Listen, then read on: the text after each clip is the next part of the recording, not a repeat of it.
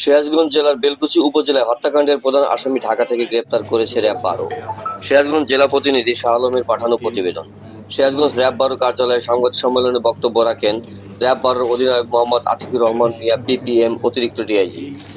এ সময় উপস্থিত ছিলেন সিরাজগঞ্জ জেলার সকল উপজেলার সাংবাদিকবৃন্দ।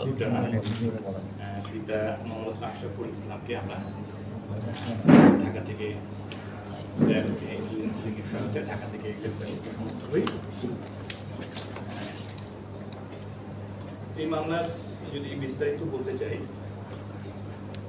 আসামি মোহাম্মদ মাসুদ রানা তার বাড়ি হচ্ছে দৌলতপুর বেলকুচিতে।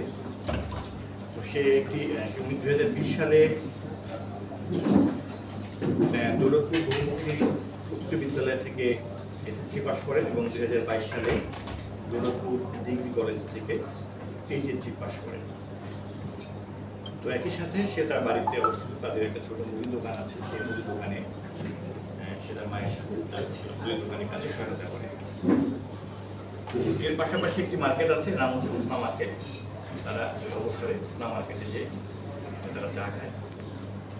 তো গত 14 এপ্রিল এরকম তার চা খাওয়ার সময় সে তার দৃষ্টিতে দেখল যে একটি ছেলে একটি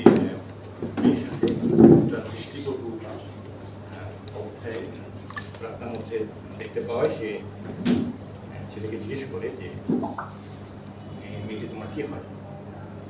তো তখন ছেলেটি জবাব দেয় যে মেয়েটি আমার বোন হয়।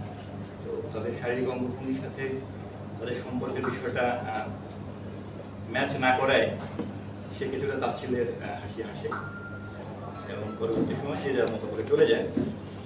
এই ঘটনার 3 দিন পরে গত 8